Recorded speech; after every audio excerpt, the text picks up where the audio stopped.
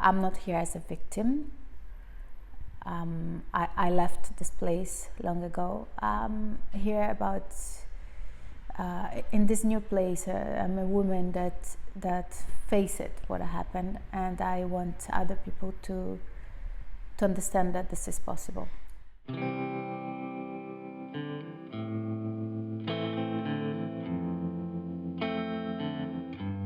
First one was when I was about 3 or 4. I don't have a very clear memory about this. It's a bit shadow on my head, but I was still living with my biological mother, and she had a partner, and this man, every time she wasn't at home, so he was touching me, and I don't have exactly clear what happened there, but I have the memory on my body, and I have this vision sometimes, and I know that was the first time that happened. Later, when I was 6 or 7, I was living with my adoptive mother, and she had an uncle, and he used to come to the house, and every time he had opportunity to be alone with me, so he would be touching me everywhere, until one day I decided to scream. And when I was 7, I don't really know why. I just understood that something was wrong. When you are that age, you don't really understand what is wrong and what is right, besides what people explains to you. But when you are 7, nobody explains to you, at least on my generation now yes, that this is wrong. I just felt I felt that he shouldn't be touching me like this or undressing me like that. That was my intimacy, and I understood that when I was that age. So she kicked him out of the house, and he never came again. But it happened a couple of times until as a kid, I realized I didn't like that. He was an old man that was undressing me and touching me. So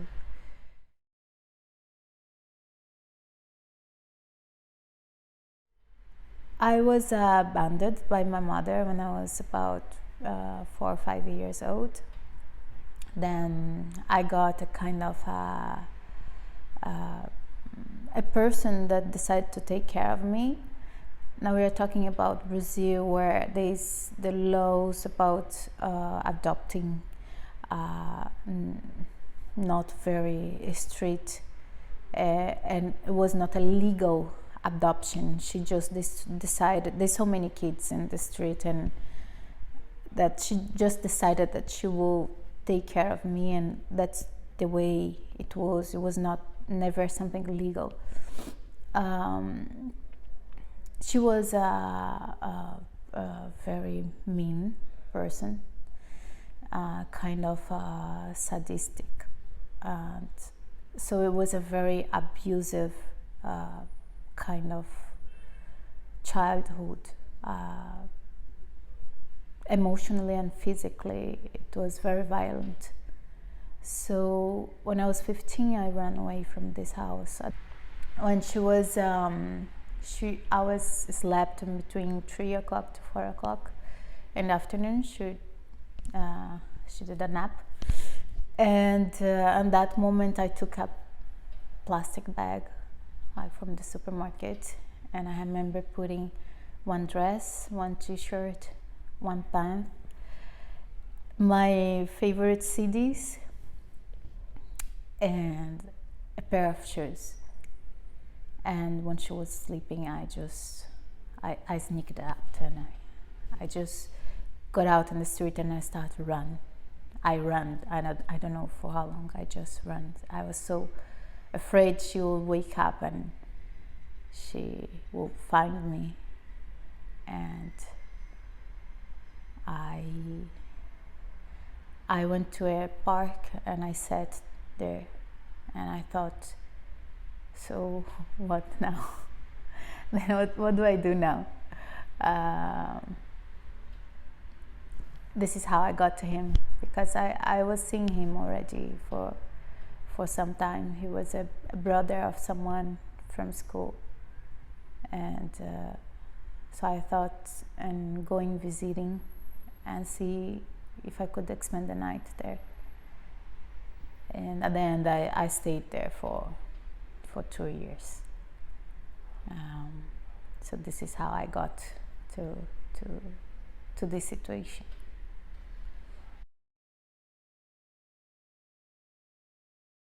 Was when I was 27, and I had a existential crisis.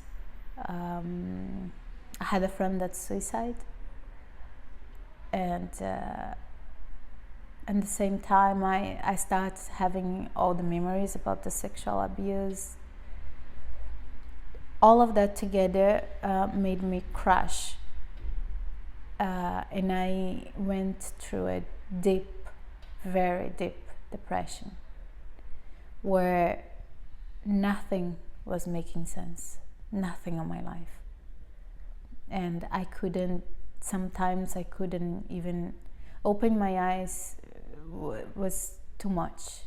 I would just sleep for days, and that affected, of course, my work. I was working with sales in that moment. I couldn't sell anything. I couldn't smile. I couldn't exercise. I was just trapped in misery, and I couldn't see anything further, or nothing beside the pain.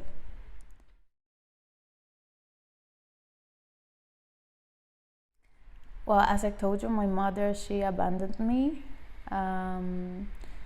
Then when I was about 18, I looked for them. I found them, but I had a discussion with my biological mother, and then I told her, you will never see me again, and I cut all the relationship with them for 18 years.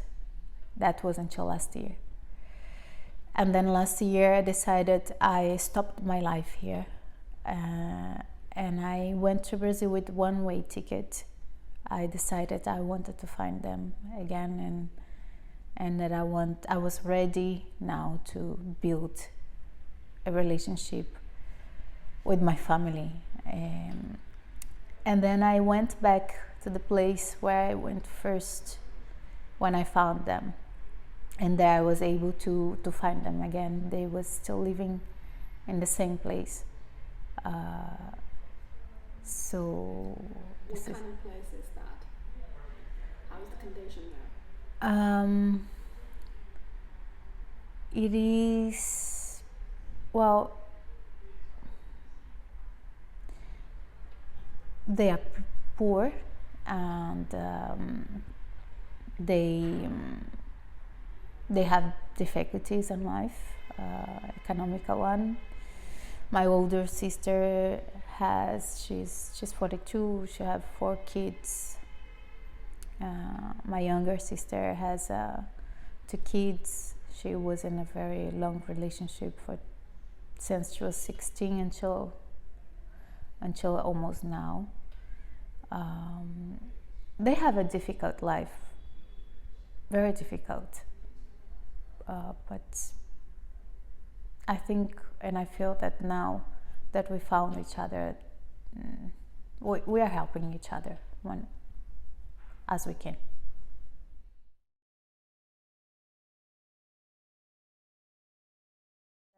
Yeah, I would like to have children. This is new in my life. It's like I think now for 2 years I had this wish. At the same time, I'm 36, so, and I don't have a partner. So being realistic, maybe it will not happen. So I'm good with either having a family and building a family of my own. I'm also good to be myself and to support my nephews and their children, as I wasn't there and now I am. So I think about them looking at me and saying, Auntie, I love you. And I know that this is pure and true love, and this is motivates my life. Like when I want to feel my heart getting warm and expanding, then I think about him looking at me and say, oh, I miss you so much. When are you coming back? So yeah, this is what I wanted to say, that